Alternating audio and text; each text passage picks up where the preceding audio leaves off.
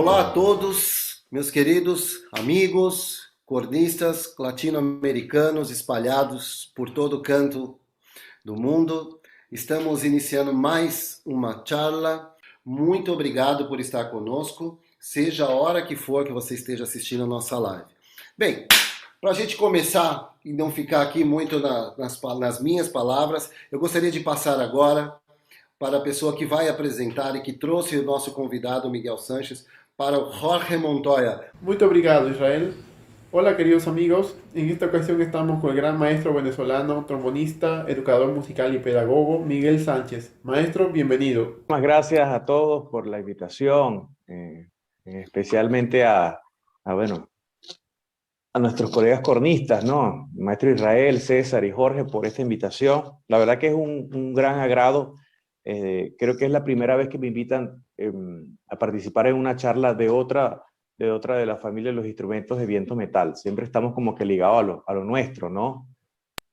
Entonces, bueno, básicamente la propuesta que le planteé a Jorge era de poder hablar un poco sobre la pedagogía musical, incluso en estos tiempos que como bien sabemos ha sido a través de una pantalla, ¿no? Entonces las nuevas tecnologías sin duda alguna nos han invadido y cómo nosotros podríamos hacer para mejorar la transmisión de información a la hora de enseñar, que creo que es un punto que nos importa absolutamente a todos los instrumentistas, en especial a los artistas que hemos estado haciendo o tratando de hacer música. Maestro, ¿podría hablarnos, por favor, de la pedagogía musical y su importancia en la enseñanza de los instrumentos de metal? Creo que cuando iniciamos en un instrumento no nos proyectamos para ser profesores, ¿sí? Siempre pensamos en ser solistas o en ser parte de una agrupación, y eso creo que es lo común. Muy poca gente realmente se prepara a nivel pedagógico para entender las bases necesarias en el momento de la enseñanza. La verdad les confieso que yo también cuando llegué a Venezuela, pues en Venezuela, por ser un país musical y con más de 1 millón de músicos, teníamos la posibilidad, eso creo que ha sido una de las grandes universidades para mí, principalmente, de tener mucho contacto con muchos jóvenes, ¿no? Yo comencé a dar clases a mis 25 años y no tenía idea alguna de cómo iniciar. Entonces, claro, acudí a mi padre y le preguntaba cuáles eran como que los pasos básicos para poder no solamente incentivar, sino tener ese contacto con el estudiante y que fuera oportuno para no desmotivar y para siempre tener la atención atrapada. Entonces, eso fue una gran escuela. Después, pues, comencé a estudiar la pedagogía por mi hijo Matías, que ya ahora tiene 16, pero mucho aprendí sobre la psicopedagogía infantil y después comencé a aplicar eso a mis estudiantes más pequeños, porque tenía estudiantes desde 6 años hasta 25, 26. Y comencé a entender, obviamente, que no se puede tratar a todos los estudiantes por igual. Eso es un paso primordial en cualquier docente, entender cuál es la naturaleza del estudiante como para saber qué se puede o no trabajar. Si bien yo creo que aquí me pueden cortar un poco la cabeza las universidades, los institutos, conservatorios, porque ellos tienen algo muy elaborado por planes, ¿no? Nivel infantil, juvenil, profesional, avanzado, como se quiera llamar en cualquiera de nuestros países. Pero es un poco estructurado y yo diría que poco flexible. Lo que hacemos nosotros los pedagogos es hacerlo flexible al estudiante y que cada uno pueda tener la información necesaria para iniciar en su instrumento. Entonces yo creo que uno de los puntos principales a tratar aquí es conocer al individuo, ¿sí? Si se va a trabajar con una persona, no solamente conocer de dónde proviene, si él realmente quiso comenzar en la música o fue por influencia de los padres, porque eso también sucede mucho. Quiero que quede bien claro esto, que muchos padres en ocasiones tratan de cumplir los sueños a través de sus hijos. ¿Sí? Si yo quise ser músico, pues entonces yo quiero que mi hijo también estudie la música y lo lleve a un conservatorio para que él aprenda la música. Entonces, estas cosas a veces no como que no nos importa mucho y comenzamos a enseñar al chico y nos damos cuenta que en el proceso no hay como no se asimila bien del todo la información o comenzamos a tener esas ciertas barreras de bloqueo que en ocasiones no entendemos. Entonces, principalmente aquí, yo hablo del primer punto que es la socialización.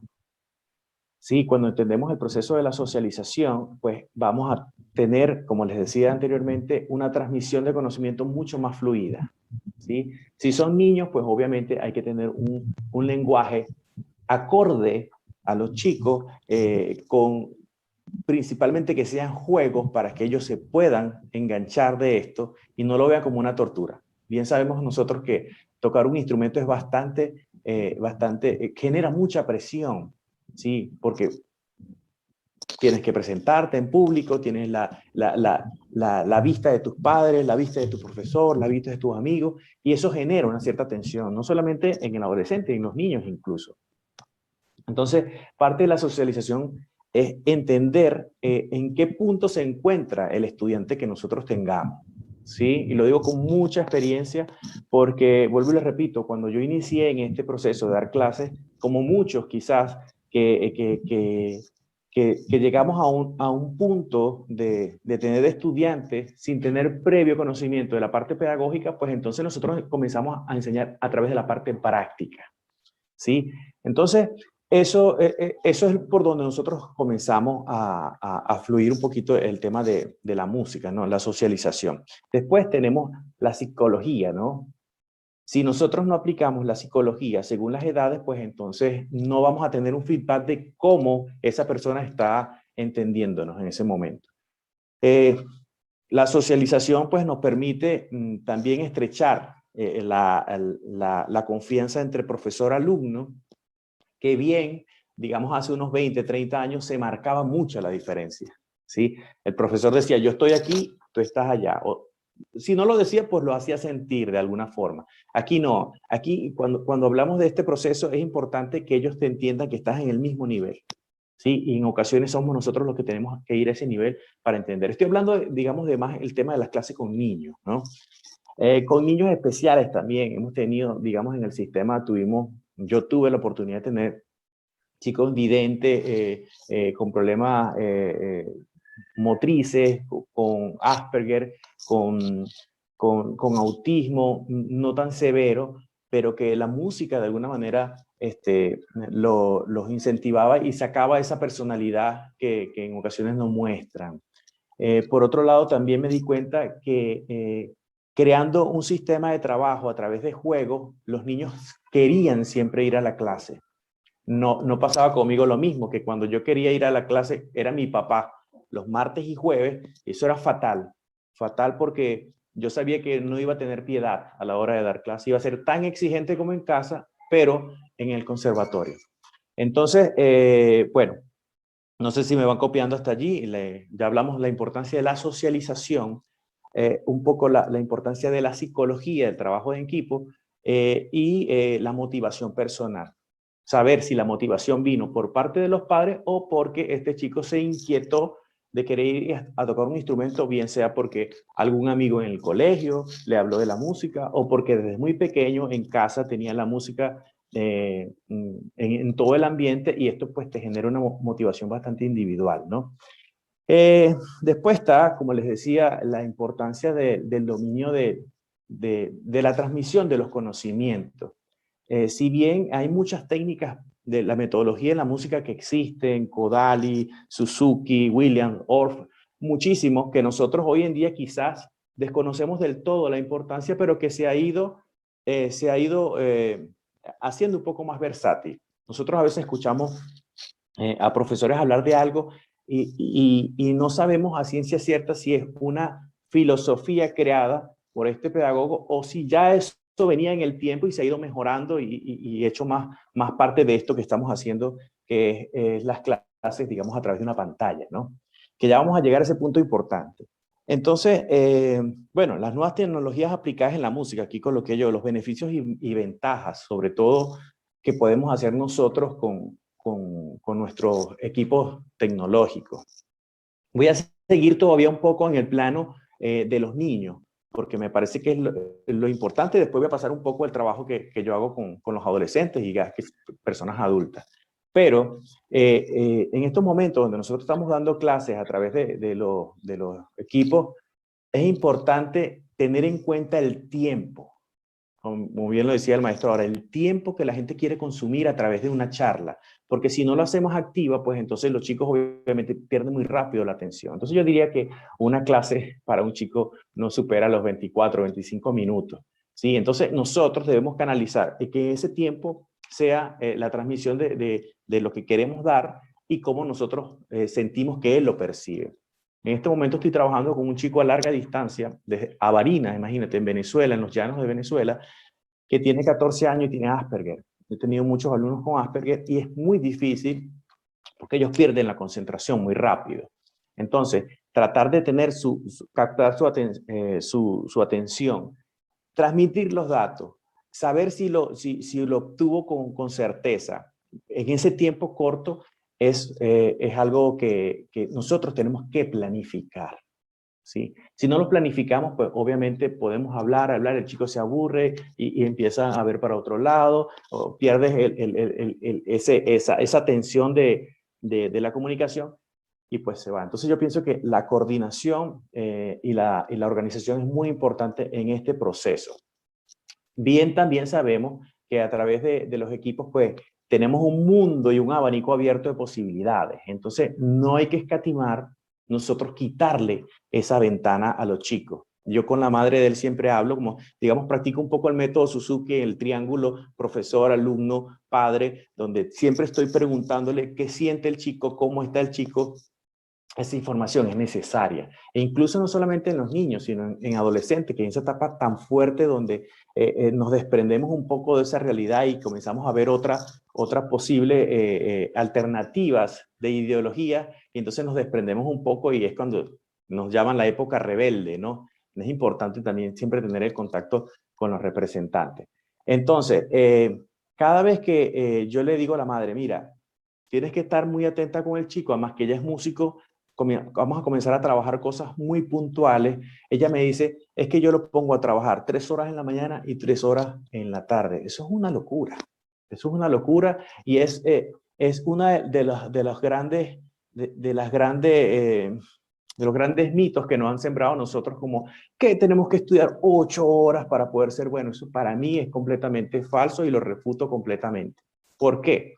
Porque no es lo mismo el estudio que la práctica, ¿sí? Yo pienso que nosotros constantemente estamos estudiando, estamos analizando, estamos aprendiendo, como adultos incluso, a diario, cómo funciona esto. Entonces, el estudio yo siempre considero que está desde la parte mental y la práctica desde lo instrumental. Una práctica instrumental para un chico de 14 años que todavía no tiene idea de qué va a hacer, si lo está haciendo por gusto, si le sale bien o no, y estudiar 6 horas es fatal. Mañana no le funciona el labio, mañana va a estar saturado, mañana incluso va a estar más indeciso de querer seguir por estar confundido. Y eso no, creo que nos ha pasado mucho, pero nosotros escuchamos a muchos maestros decir, yo estudio 8 horas al día. Aquel es bueno porque estudiaba 8 horas al día. Yo quisiera ver a esos maestros hoy en día tocando 8 horas y después contarme el día siguiente si va a estar fresco su labio. Pero bueno, como decía el gran maestro Norman Walter, que fue integrante de la Boston Symphony, él dice, hay que mantenerse fresco y hay que escuchar a tu cuerpo. El único sistema automático que te va a decir cuándo está bien o está mal es tu cuerpo. Entonces, bueno, para no extenderme en otro tema, es importante eso, la transmisión de datos, que nosotros podamos entender cuándo está funcionando o no. Yo le dije a la madre, tienes que dejarlo que él toque o que él estudie el trombón el tiempo que requiera, pero vele creando un dinamismo de inquietud para que lo haga más veces al día. ¿Sí? Ahí estaríamos hablando quizás de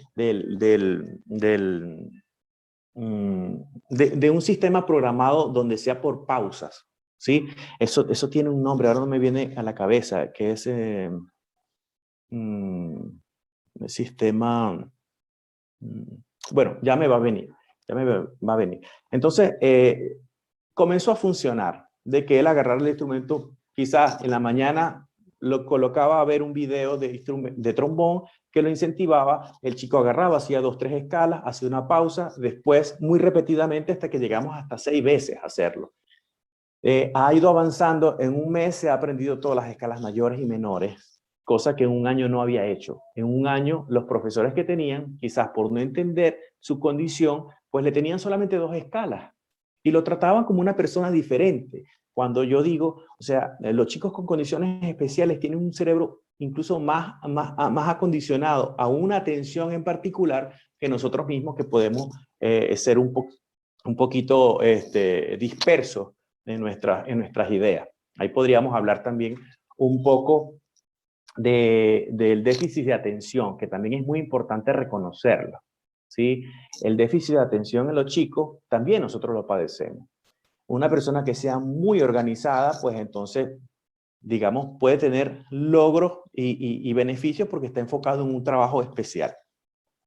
Pero los chicos, si nosotros no sabemos descubrir eso, entonces, vuelvo y repito, entramos en una fase donde no consideramos que funciona, empezamos a pensar que no tiene talento, cuando no es así.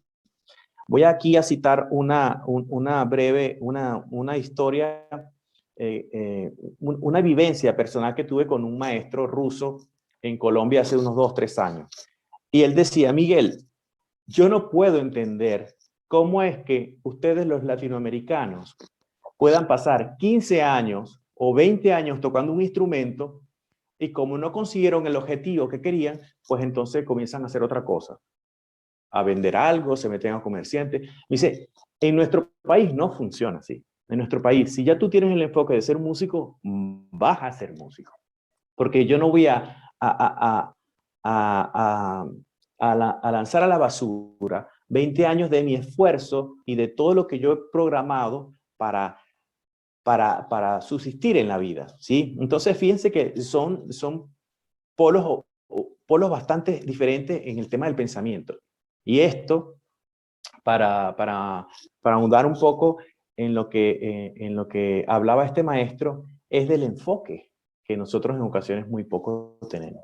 En Venezuela sucedía algo bastante particular, que es que teníamos muchos músicos, muchísimos, y todos lo sabemos, la cantidad de músicos exorbitante que hay en nuestro país, pero que la avalancha de talento que el maestro José Antonio Abreu generó, que él decía que de las grandes masas siempre saca una selección muy importante.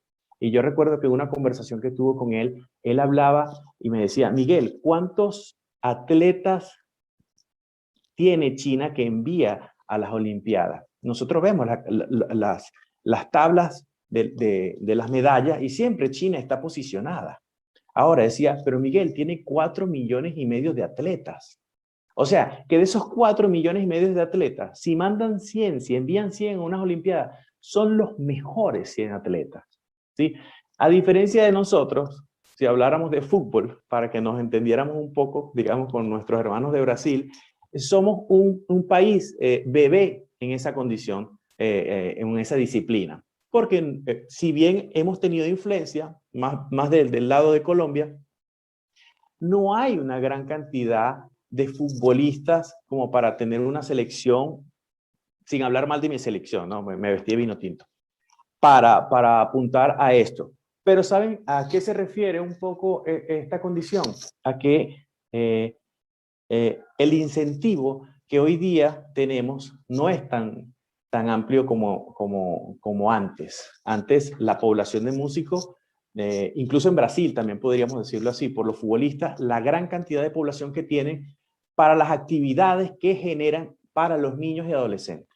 Este es un tema también interesante de lo que voy a hablar, porque estamos hablando de cantidad y esa cantidad llevarlo a un filtro para que vayamos a la excelencia. En Venezuela sucedió de tener 350 orquestas y de no tener 350 orquestas y 1 millón de músicos. ¿Cómo metemos 1 millón de músicos a esas 350 orquestas? Si no tenemos la cantidad de plazas suficientes. Entonces, ¿qué hacíamos los músicos? El que no tenía la posibilidad, pues entonces comenzaba a dar clases, comenzaba a encargarse de un grupo, a dirigir, etc. Por eso siempre digo que ha sido nuestra mejor universidad, aprender de todo el que el sistema nos brindaba. Pero voy a la parte pedagógica. No muchos sabían de pedagogía y lo que enseñaban eran lo que sabían. O cómo se lo enseñaron. Entonces, aquí viene una etapa, digamos, fuerte en esto, que es la transmisión del conocimiento. Yo creo que es así, yo creo que te va a funcionar. Y uno va aprendiendo en la práctica, que eso también es natural, aprender en la práctica. Pero que obviamente teníamos que hacerlo de alguna u otra manera. Con relación a la parte tecnológica que tenemos hoy en día, imagínense ustedes que parte de los chicos, los niños y adolescentes que tenemos hoy en el mundo entero, tanto como nosotros, somos adictos a la tecnología. ¿Y qué incentivo puede haber a través de la tecnología si no lo canalizamos como representantes, padres, pedagogos, profesores, como queramos verlo?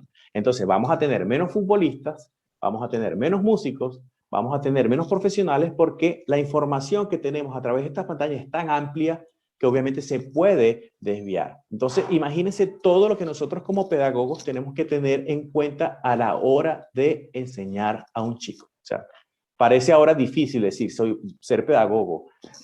Sí, hay que tenerlo como base pilar para nosotros poder llegar a tener un gran objetivo. Me gustaría hablar también de un tema importante de cómo se maneja, digamos, hecho, digamos, un paneo, un estudio de cómo se maneja la situación en Latinoamérica y en Centroamérica y en Sudamérica con la información a través de nuestras disciplinas, ¿sí? Aquí nosotros tenemos muchas vertientes. Hoy en día está más globalizada la información, pero siempre decíamos, bueno, esta información viene de Estados Unidos, esta información es más de Europa, a mí me gusta este estilo. Y no como que había como un arroz con mango, como decimos en Venezuela, un meollo allí, mucha información y no sabíamos para dónde íbamos. Entonces, me he dado cuenta, estando aquí en Argentina, que hay muchísimo talento.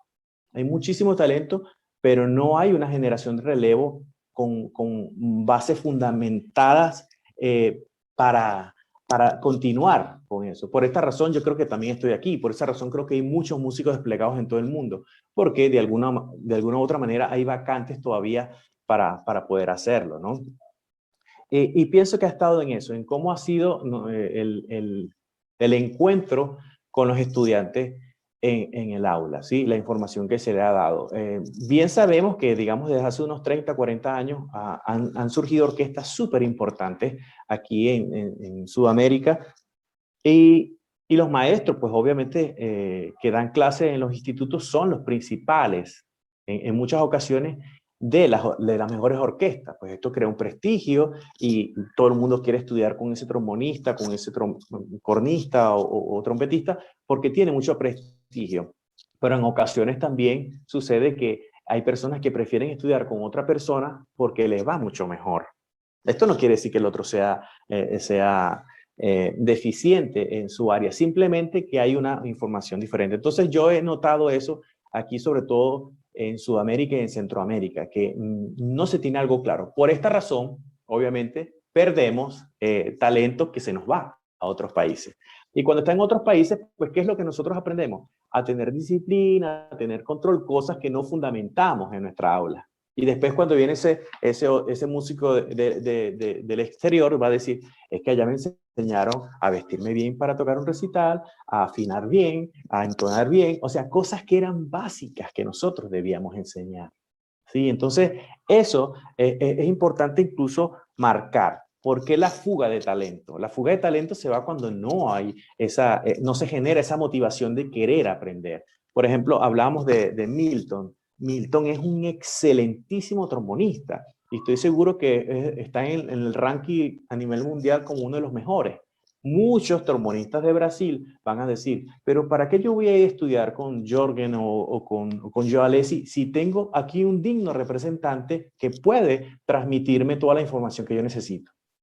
Si nosotros pensamos de manera, con ese sentido de pertenencia, yo creo que podríamos nosotros generar la idea o concepto de una escuela.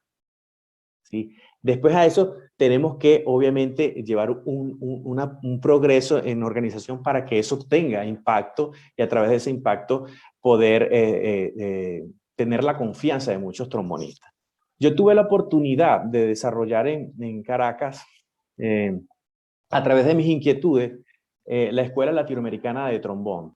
Sí, ¿por qué? La Academia Latinoamericana de Trombón. ¿Por qué? Porque el maestro Abreu, al ver la necesidad de tener un grupo élite de profesores trabajando con un grupo élite también de estudiantes, por decirlo de alguna manera, era necesario abrir esto, como lo tiene Berlín, como lo tiene las grandes orquestas que tienen un espacio para enseñar a estudiantes de un alto nivel.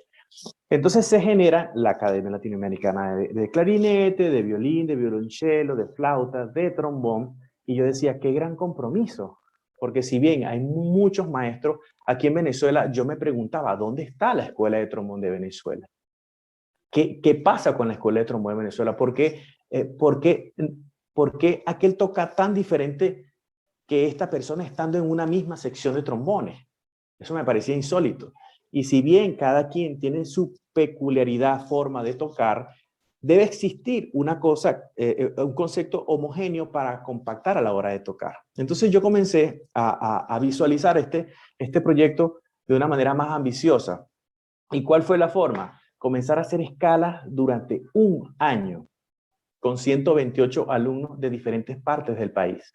Simplemente eso, era tedioso, pero 128 estudiando, haciendo escalas de diferentes maneras, hasta que ya las escalas, que son algo primordial para nosotros, tuviesen un control bastante accesible, ¿sí? Para la condición de cada uno. Esto creó, sin duda alguna, una revolución en el trombón en Venezuela, porque habíamos tenido influencia americana, influencia europea, pero no sabíamos para dónde íbamos. Después lo segundo que hice fue la metodología que iba a impartir. ¿Bajo qué métodos nosotros íbamos a crear el concepto del trombón? Y después de eso, pues ya tuve mucho más atención. Ya no tenía 128, sino 500 trombonistas, pero yo no podía con 500 trombonistas. ¿Qué tuve que hacer? Un equipo de trabajo. Y con el equipo de trabajo también tenía que ser selectivo, porque teníamos que tener una idea en común, un enfoque en común y sobre todo el conocimiento para poder impartirlo. Mucha gente quizás se molestó conmigo en aquel momento porque decía, bueno, pero yo soy graduado y no. Sí, pero eres graduado, pero no tienes, digamos, los fundamentos, digamos, básicos como para entender cómo vamos a trabajar nosotros con los chicos. Bueno, esto se hizo, teníamos la posibilidad de duplicar en cantidades el repertorio y pues yo lo que hice fue, todos mis métodos los mandé a copiar y los mandamos a todo el país. Por una razón, para no volver a escuchar a un trombonista decir, es que aquí no llega nada, que es una de las grandes excusas que tenemos en nuestros países. Es que aquí no pasa nada, es que aquí el profesor que hay no enseña. Esa excusa barata que yo decidí también erradicar. Entonces, tú veías desde el interior del país hasta la capital, todo el mundo quizás tocando un mismo material. ¿Qué ocasionó esto a su vez? Incentivar al que no tenía idea de cómo sonaba eso, escucharlo de parte de otro estudiante. Y fue como un efecto dominó. Ese efecto dominó creó tal impacto que ya después, miren, de 2 años, yo tenía estudiantes que no tenían problemas con las escalas, sin haberlos incluso escuchado yo antes. ¿Por qué? Porque había una motivación de saber que lo básico es lo que va a prevalecer y lo que va a prolongar o lo que va a hacer longeva tu forma de tocar. ¿Sí? Que eso también nos debería nosotros importar, nosotros como instrumentistas de viento metal. Bueno, creo que me he extendido bastante. Si ustedes no me cortan, yo podría seguir hablando. Pero bueno, si vamos hasta aquí claros, pues si hay alguna pregunta, también sería importante como para irnos también por las inquietudes que ustedes quieran manejar. Maestro, em primeiro lugar, queria dar um bem-vindo aí ao Joel e ao maestro Liber também. Eu queria muito que o senhor me falasse um pouco sobre o começo lá, quando pensamos a charla, de como pensou para lidar com os niños que tenían problemas motores, problemas, algum problema mental. Como pensou isso para arreglar isso com seus padres? Como falou sobre o triângulo? Poderia nos aclarar um pouco mais isso? Porque esse é um tema muito interessante. Sí, sí, bueno, gracias por la pregunta. Bueno, les voy a comentar un caso en particular que tuve de un niño de 8 años que llegó a mi salón inquieto simplemente porque era el hijo de la señora que limpiaba la escuela de música. Este chico llegó al salón inquieto porque yo tenía 14 niños siempre en el piso jugando. Los instrumentos estaban así como este, en el salón. El resto era jugando. Eso me tomó un tiempo. Entonces el chico se interesó de qué era lo que hacía, pero no hablaba. Yo pensé incluso hasta que este niño era mudo. Hasta un día que la mamá lo fue a buscar y le dice, Marcos, ¿qué haces allí? Y el niño apavorido, y yo le dije, no, déjelo, déjelo. Después la señora me dice, yo he visto que él ha estado escuchando su clase y él quiere entrar, pero es que él tiene un problema. ¿Cuál es su problema? Es muy agresivo. Pelea mucho en el colegio y yo le dije, vamos realmente al problema. ¿Usted lo golpea? Esa fue la primera pregunta que le hice. ¿Usted golpea a ese niño? No, no, no, yo no lo golpeo, pero mi pareja sí. O sea, ni siquiera el padre del chico, su pareja. Y hace poco se enteró de quién era su padre porque acaba de salir de prisión. O sea, miren esa realidad. El chico está en su escuela, viene un hombre que le dice, yo soy tu verdadero padre, y entonces se da cuenta que el que tiene en casa lo que hace es castigarlo. Ese niño tenía una furia muy fuerte adentro. Entonces, pero él no hablaba, en mi clase no hablaba.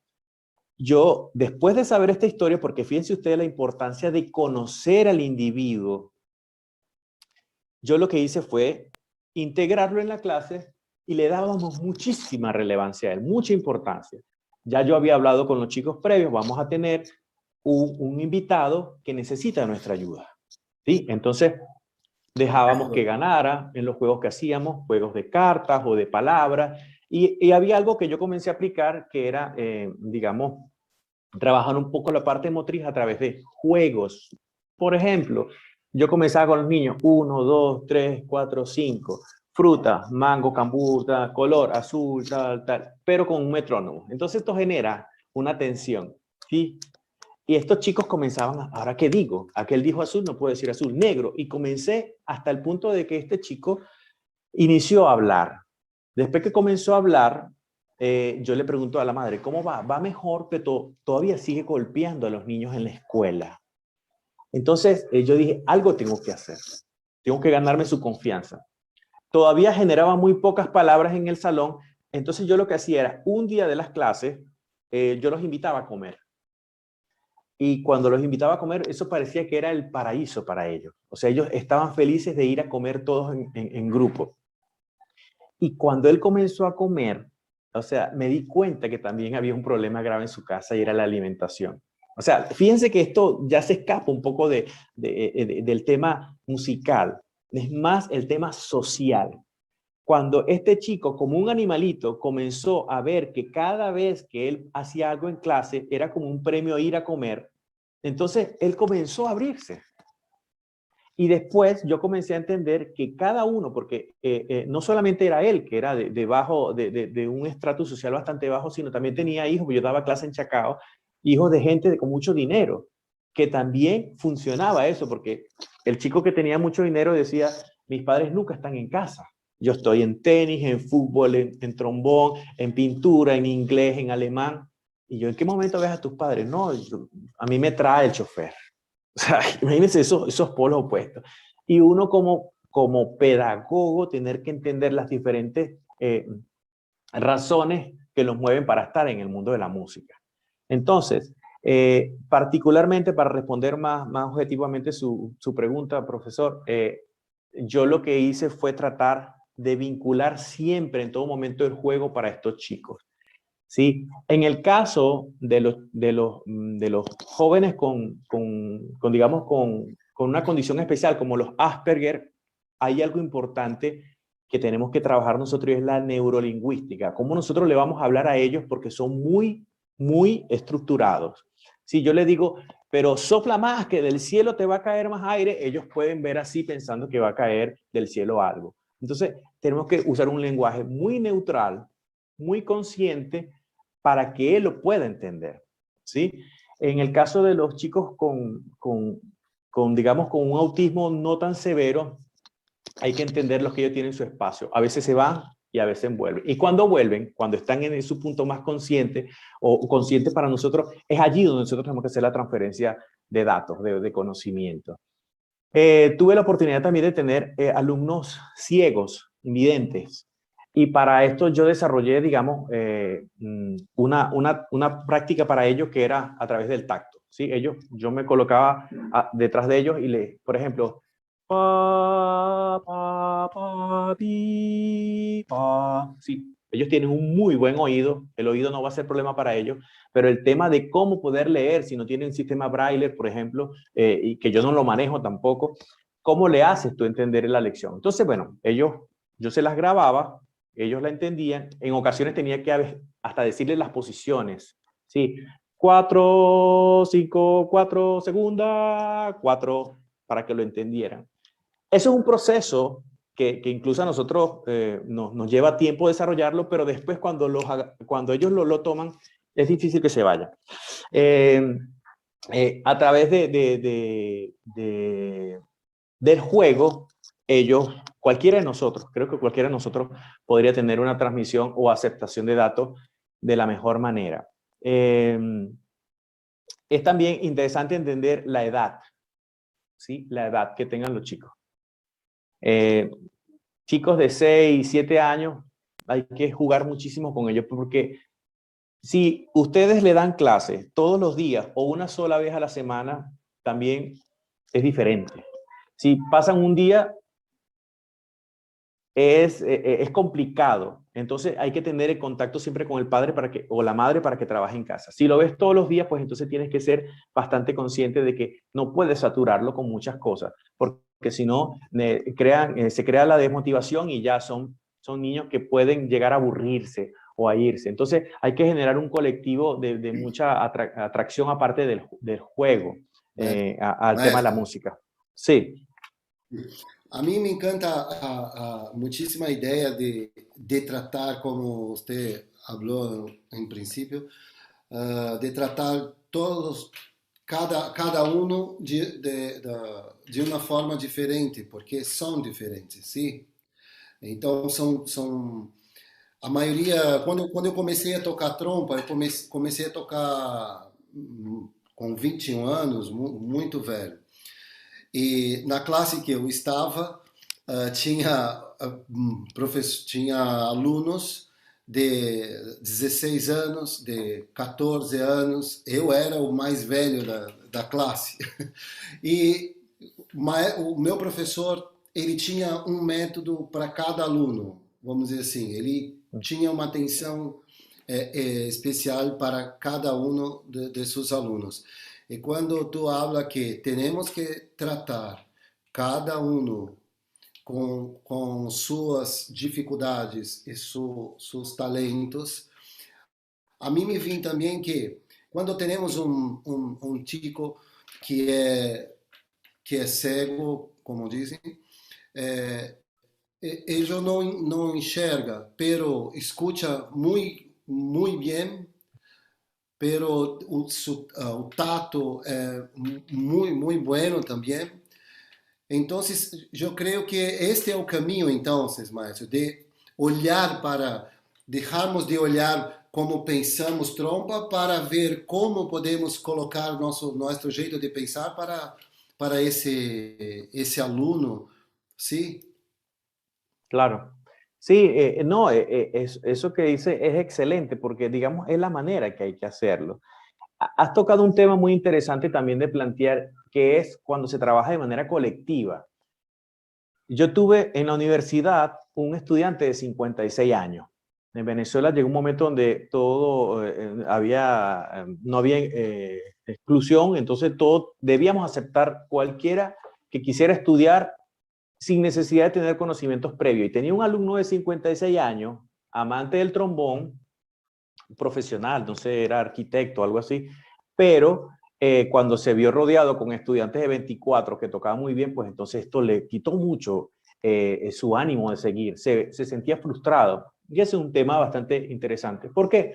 Por eso es importante también crear cierta selección de dónde vas a colocar a un estudiante, sobre todo a la hora de tener que tocar, porque ese estudiante que es ciego, ese estudiante que tiene 21, que va a tocar en algún momento con otro de 14, y cuando haya esa interacción, se va a dar cuenta de dónde está, en qué posición está musicalmente. Entonces, tiene que existir como una preparación para esto. Entonces, yo creo que los trabajos colectivos siempre van a ser necesarios, pero el individual, el que es mucho más enfocado en las necesidades de cada uno, creo que es lo primordial. Ahora, no olvidemos nosotros, maestros, que no todo el mundo va a llegar hasta donde nosotros queremos que lleguen como pedagogos, ¿sí? Yo lo entendí tarde, ¿sí? Yo comencé a dar clase a los 25. En este momento tengo 41, tengo, digamos, 16 años de experiencia como pedagogo, pero me di cuenta hace quizás 8 años que la música va a estar cuando nosotros queremos que esté. Cuando nosotros entendemos eso, es mucho más fluido para nosotros. Saber, este chico tiene mucho talento, le voy a dar todas las herramientas, pero va a ser él el encargado de labrar su carrera. ¿Sí? Nosotros a veces nos apasionamos mucho con el hecho de escuchar a una persona muy talentosa, yo quiero que hagas esto, te voy a recomendar esto, y lo sofocamos. ¿Sí? De alguna u otra manera, compensar, este tipo va a ser digno representante de nuestro país, de nuestra escuela, de nuestra clase. No, cada quien tiene su proceso y eso hay que entenderlo también. Ahí estamos hablando ya de un tema mucho más profesional. Por ejemplo, este caso de un alumno que tengo con Asperger en Venezuela, que hoy en día tiene 18 años y es, bueno, fue de los 3 finalistas ahora en el concurso del sistema en Venezuela. Es fascinante este chico. Yo solamente con tener que tocarle una cosa, él lo grababa y ya el otro día lo tenía. Pero entonces se acostumbró a que yo tocara todo para él, él lo grababa y no lo leía. Entonces tuvimos que comenzar a trabajar esa otra parte de la conciencia, porque como esta persona especial se congrega con un gran número de personas que incluso no lo ven como ellos. Y esto estamos hablando nuevamente de la parte social, porque en algún momento, vuelvo y repito, maestro, en algún momento esa persona se va a topar con tocar con personas que entre comillas se creen normales o nos creemos normales. Yo recuerdo que en un trabajo de equipo se empezaron a burlar del chico porque, bueno, tiene movimientos toscos, de pronto se ríe por cosas que a los otros no le dan risa, o si le gusta a alguien, porque pueden ser muy demotivos, toca para impresionar, pero sin ese ánimo de alardear o de presumir. Entonces los chicos decían, pero este chico es bobo, ¿qué le pasa? Y yo los cité aparte, le dije, anda a tomar agua, lo envié a tomar agua y les dije, él tiene esto, les expliqué a los mismos como él, a los mismos de la edad de él. Y cuando volvieron todos, yo le dije, Samuel, tú puedes tocar una escala 5 octavas, claro, sin problema, o sea, para ellos no hay un límite como tal.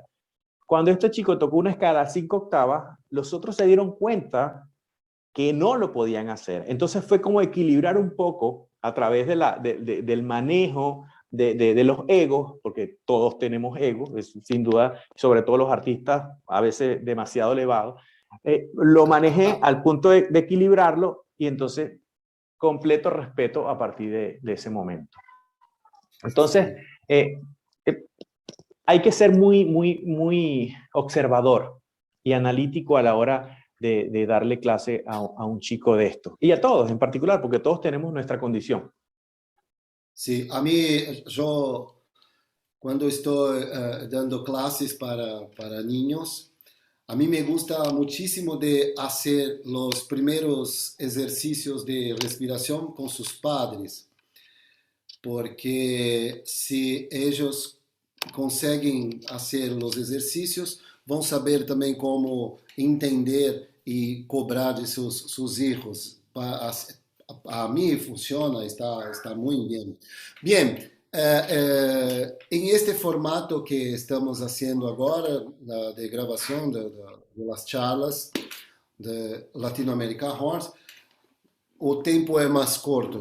Então, como já estamos indo para a final de nossa charla, eu gostaria de saber se alguém mais tem perguntas para podermos seguir já adelante em direção ao final.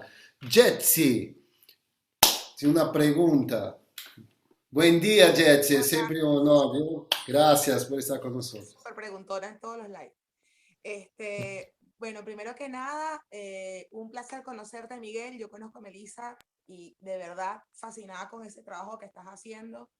Y yo me quedo con muchas cosas claves que tú dijiste. Y la primera es ese tema de entender que el formar a una persona es un proceso. Pero ¿qué pasa?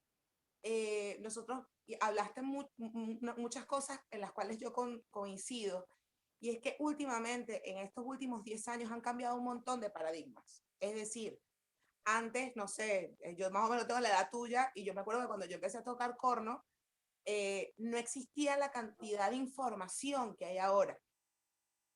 Y poder tener este espacio tecnológico para enseñar nos permite llevarle a los alumnos este tipo de cosas que hace 20 años no pasaba. Yo me acuerdo que la única cosa así extraña que yo vi alguna vez en mi vida, y aquí tiro la cédula al piso, fue cuando fue uno de los hermanos Crespo, no me acuerdo cómo se llama, el que toca corno, y llevó boquillas transparentes, radiografías y un montón de cosas que tú, ¿qué?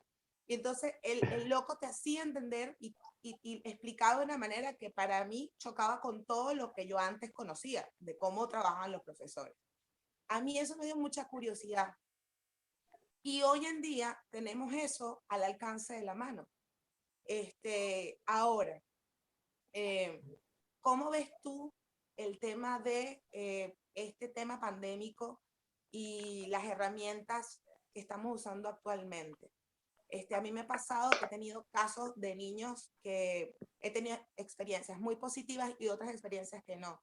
Entre las experiencias que a lo mejor están que no están buenas, alumnos que se han planteado el dejar el instrumento, alumnos que se rehúsan a utilizar la plataforma tecnológica. Pasa mucho aquí en Uruguay, pero al mismo tiempo, y eso es con el rango de los chicos entre 14 y 20 años.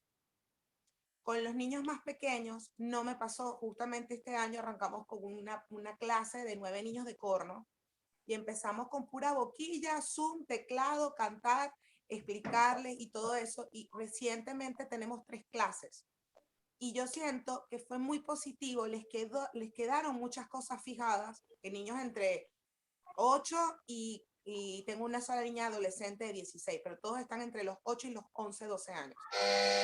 Todos estos niños, era algo experimental, todos estos niños se les quedaron muchas cosas fijas de esas clases. En mi caso, yo lo que hice fue que hacía clases muy cortas, de 40 minutos, como para no atomizarlos. Les mandaba videos, les mandaba canciones, les mandaba porno. Y eso generó como una cosa, como una sensación de grupo, de algo bien lindo. Cuando volvimos a la presencialidad, fue muy gratificante ver que muchos ya tenían el tema de la respiración mejor, porque lo practicábamos secuencialmente siempre antes de la clase, porque no teníamos el corno. Y hay mucho entusiasmo y sensación de grupo a la hora de la clase. Ahora pregunto, ¿qué recomiendas tú en este tipo de experiencias?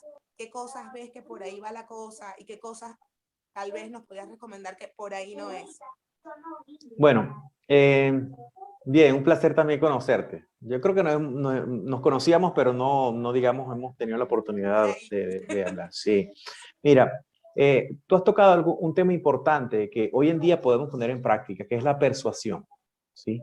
Nosotros, si podemos persuadir de manera positiva a través de la pantalla, va a ser genial. Fíjense que tú me acabas de decir, tenemos el mundo en nuestras manos. Podemos ver al video del cornista más prestigioso, nuestro ídolo, que antes no teníamos ni siquiera la posibilidad de poder comprar su disco en nuestra época. Entonces, cuando nosotros hablamos de la persuasión de datos, hablamos de cómo promover de parte creativa los contenidos. Si tú me dices que hiciste un TikTok y que ese TikTok funcionó, pues ese es el camino de tu pedagogía y esa es la eficiencia que tú puedes lograr. Me hablaste de estudiantes de 14 a 20 años. Es una etapa difícil. Para todos es difícil. Recuérdense cuando tenían esa etapa. Éramos rebeldes, podíamos refutarle a cualquier otro profesor. Es normal. Si nosotros olvidamos eso, pues la trayectoria que hemos tenido, pues obviamente no vamos a saber entender cómo vamos a tener que explicar. Entonces, por ejemplo, en el tema de la persuasión, como tú bien lo decías, yo pongo el caso de un chef. Si un chef es muy prestigioso y habla alardea o presume de su posición como un gran chef, pero no muestra la receta, no va a haber gente que se inquiete por saber de él. Ahora, si comparte la receta y además es creativo y cómo lo plantea, pues entonces cuando tú ves hoy en día una cantidad de youtubers o de influencers que tú dices, ven, pero ¿dónde están ahora la gente de los médicos? No, porque toda la atención está a través de una pantalla. Sí, entonces yo creo que vas por el camino correcto. Sobre todo, no presiones a los que no quieren. Porque si tienes relevo, si tú tienes chicos de 8 a 12 años que están haciendo el camino, cuando esos llegan a los 14, van a hacer a entender los de 14 a 20 que quizás no era el camino correcto. ¿Sí? Entonces es como un empuje natural, por lo que yo comencé a hablar en la charla del día de hoy, que es la socialización. ¿Sí? Nuestro entorno social es que nos dice, nos crea un medidor de dónde estamos nosotros ubicados. ¿Sí? Entonces, si musicalmente alguien escucha a un chico que viene trabajando, se va a inquietar. ¿Qué estás haciendo? ¿Qué estás viendo? ¿Qué contenido estás viendo? ¿Con quién tomas clases? ¿Quién te enseñó esto? Y ya comienza algo natural en todos los seres humanos, que es el aprendizaje. ¿Sí? La inquietud. Cuando tú generas eso, pues ya yo creo que hablando en términos de lo que me hablas de la parte tecnológica. Ahora, un punto para cerrar, digamos, el tema de tu pregunta. Hay algo que nosotros tenemos todos, nadie se escapa de esto hoy en día, que es la tecnoadicción. ¿Sí? ¿Cómo manejamos nosotros esto de estar conectados en las redes, de medidores? Mira, a mí me da mucha curiosidad. Si quieren, ustedes van ahorita a mi cuenta. Perdón, la ¿Sí? técnica de, perdón, no, yo no comprendí ahí, la técnica de... La persuasión fue lo primero que dije. La persuasión es como promover. Y lo último que hablé es la tecnoadicción. Tecnoadicción es como la adicción a la tecnología. ¿Sí? Esto es interesante proponerlo porque ¿qué es lo que estamos consumiendo? ¿Qué es lo que está consumiendo el común denominador de las redes sociales? Yo hace 2 días posteé un video de un señor que le está colocando cerveza al trombón, en la barra del trombón. Y la broma, no sé, yo creo que es mi video más visto. Y es lamentable porque yo digo, es lamentable porque yo he tenido videos donde explico un poco el tema de la técnica del trombón y lo ven 600, 700, 800 personas. Y de esta misma manera, yo uso mis redes sociales simplemente para tener un nivel de qué es lo que está consumiendo la gente. No es que me impresiona si me da más like o si ven mis videos o no. Es parte de un proceso también que nosotros nos tenemos que adaptar. Quizás en 20 años va a haber otra tecnología y nosotros nos vamos a tener que adaptar. Si no nos adaptamos, pues vamos a ser excluidos de alguna manera de la parte social. Entonces, si este mecanismo te está funcionando a ti, hay una buena aceptación del conocimiento que imparte con tus estudiantes, es el camino correcto. Como lo decía el maestro y como creo que todos lo tenemos consciente, hay que entender que los procesos siempre van a ser diferentes, que tenemos etapas metabólicas, etapas cronológicas, etapas psicológicas en cada uno de nosotros como ser. Y cuando nosotros no entendemos eso, pues vamos a tener una lucha constante, sí, un roce constante con la personalidad del individuo, del estudiante en este caso. Gracias. Por nada, Jeps.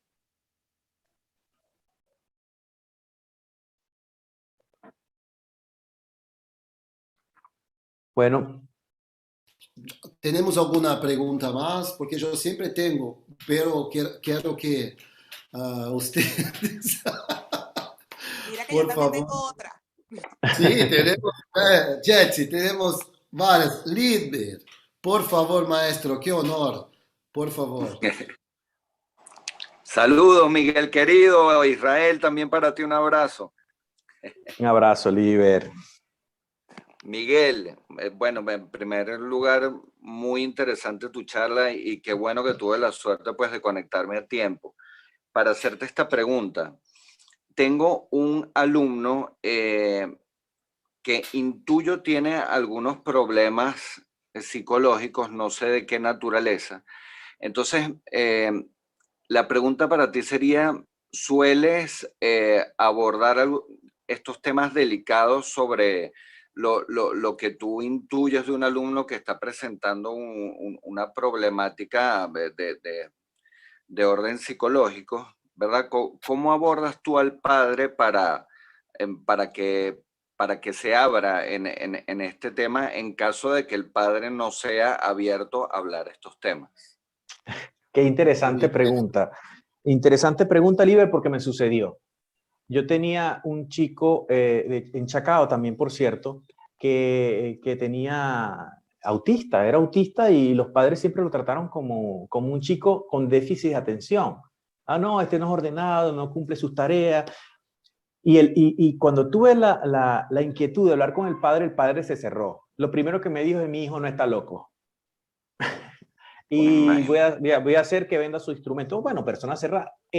Ahí es donde tienes que tratar, no al chico. Tienes que tratar al padre. Porque si el chico vive con el padre, está en un círculo donde lo hacen sentir de esa manera, lo más importante es que tú trates de cambiar ese entorno para que él se dé cuenta de su condición y se acepte.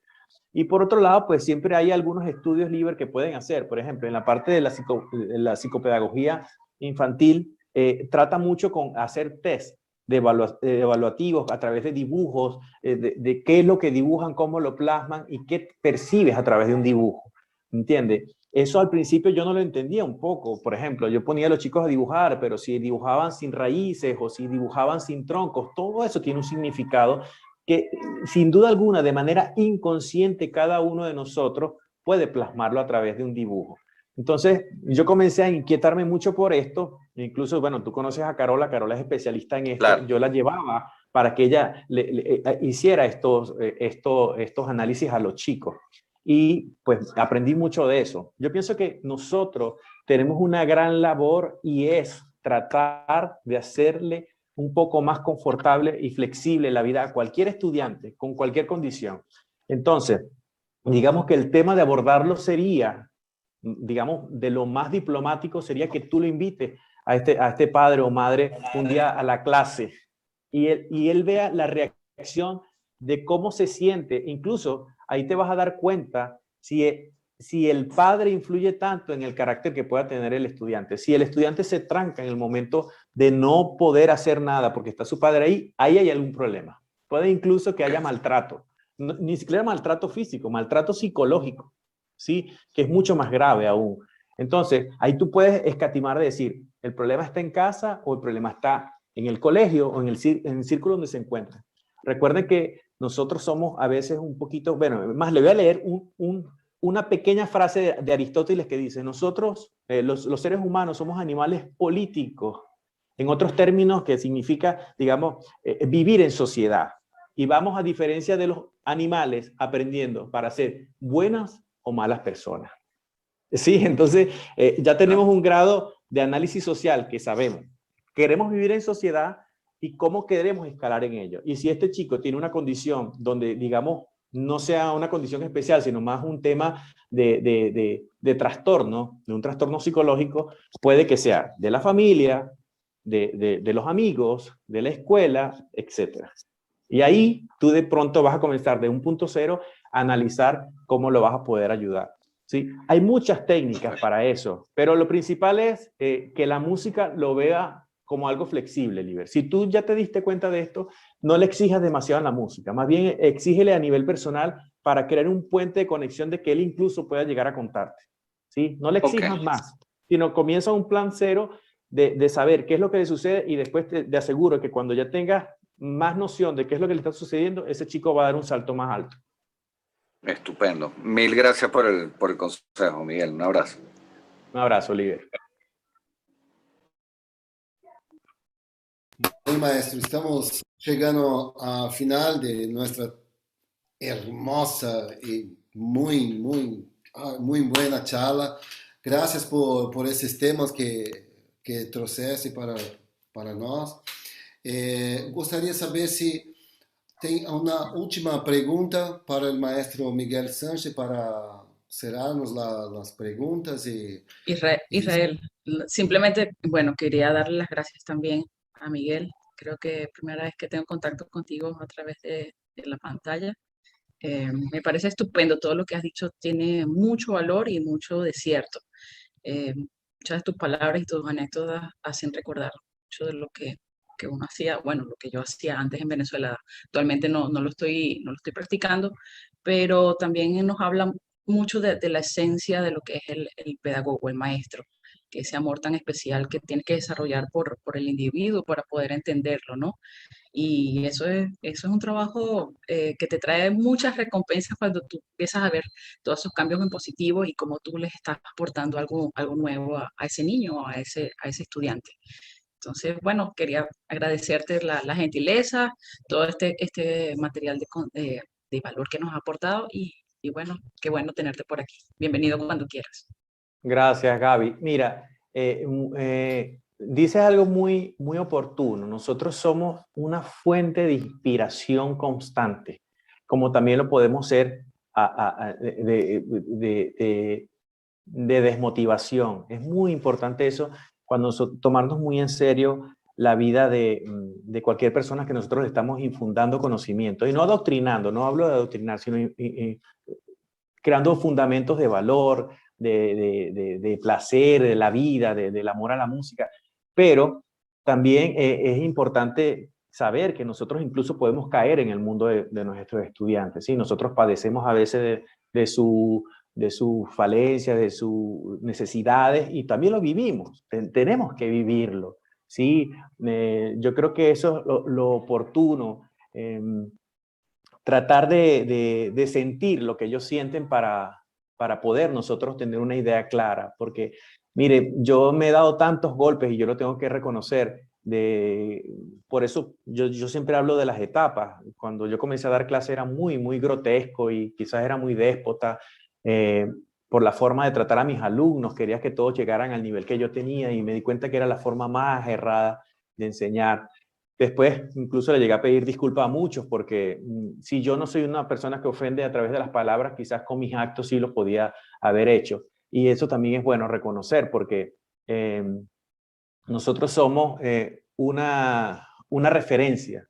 Y si no lo somos para algunos, lo vamos a hacer para otros, para nuestros hijos, para nuestros amigos, para nuestros vecinos. Entonces, pienso que ese pequeño círculo de conciencia que debe estar siempre dando vuelta en nuestro inconsciente y subconsciente, debe estar siempre para eso, para aportar y generar. Y recordemos que la música es un juego, ¿no? Nosotros lo vemos como algo, a veces en ocasiones, mártir. Sí, como yo le digo, a veces nos sentimos el Jesucristo de la pasión de Cristo. Nos damos nosotros latigazos por la exigencia y eso no es la música.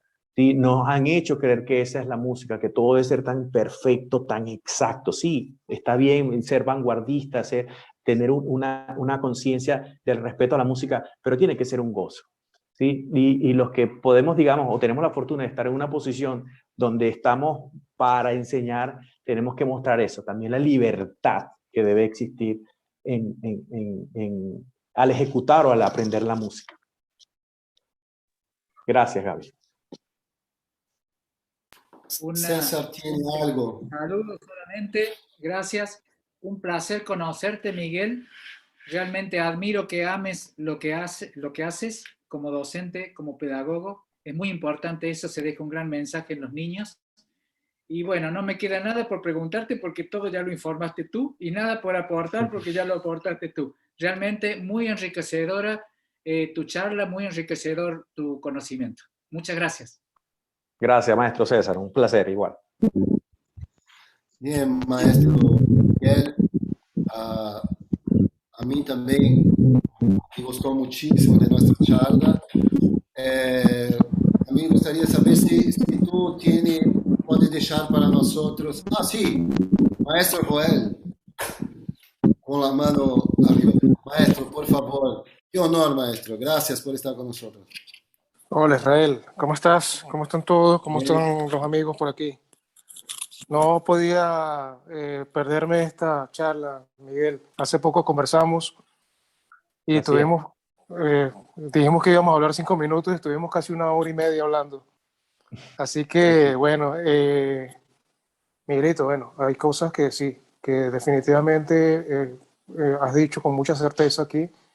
Y eso es parte de la evolución de todo pedagogo, como persona y como pedagogo. Es decir, a medida que va pasando el tiempo, pues uno aprende con los golpes.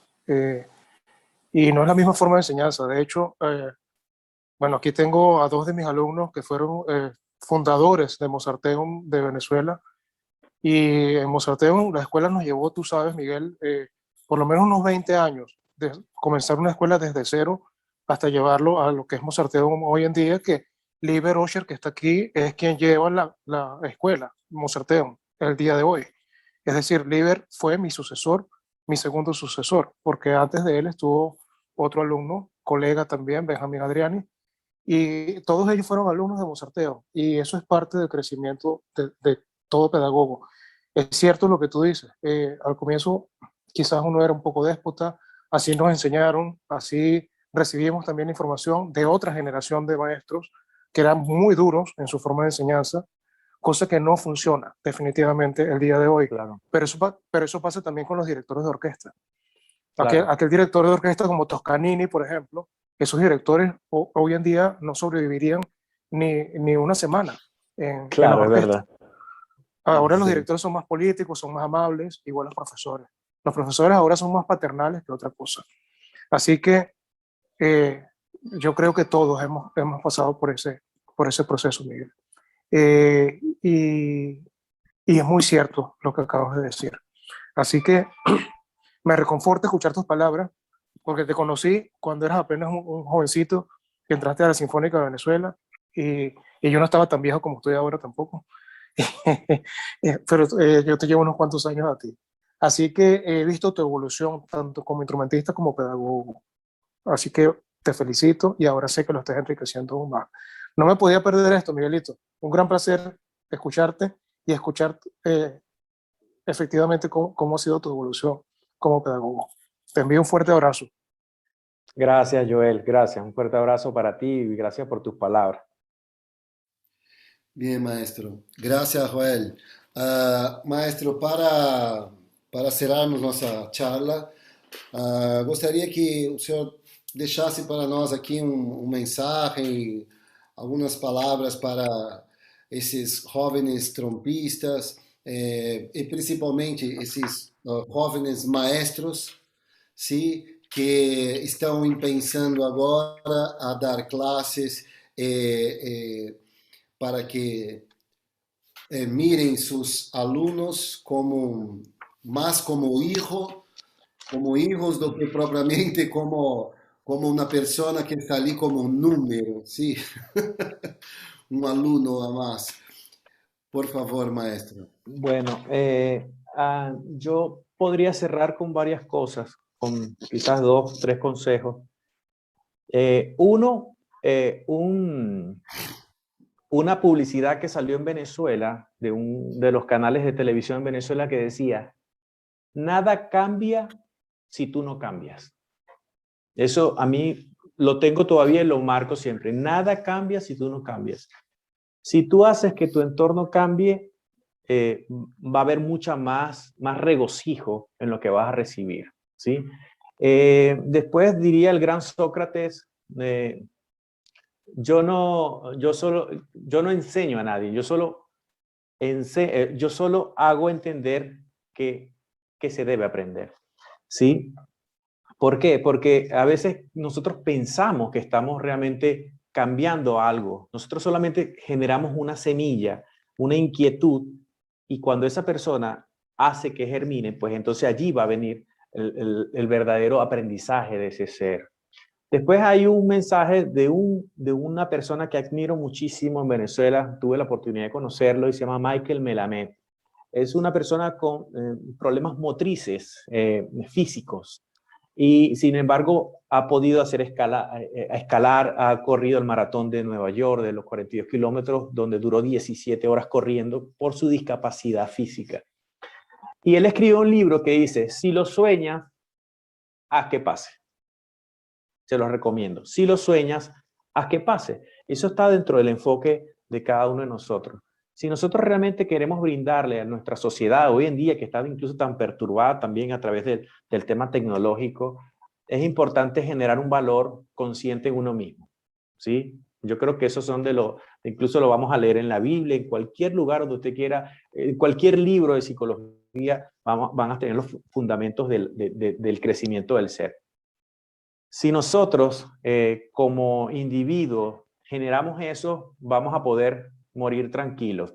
Y para cerrar esto, que me parece un análisis bastante profundo, sea cual sea su creencia, imaginemos el camino del limbo y cuando lleguemos a ese punto nos encontramos a San Pedro o cualquiera que sea el que esté allí y te dice, ¿qué hiciste con tu vida? Bueno, yo traté de ser buen pedagogo. Bien. Yo traté de ser buen hijo. Bien. Yo traté de ser buen esposo. Bien. Y la pregunta que importante sería, ¿qué hiciste por ti? ¿Sí? Cuando nos hagamos esa pregunta a profundidad, nosotros vamos a tener conciencia de qué es lo que vamos a querer reflejar. No podemos nosotros dar amor o dar enseñanza sin darnos amor y sin darnos conocimiento. Eso no va a fluir. No creamos que a través del internet lo vamos a encontrar todo. Si nosotros no nutrimos nuestro conocimiento, va a ser difícil poder nutrirlo y que esas personas tengan esa inquietud hacia lo que tú estás impartiendo.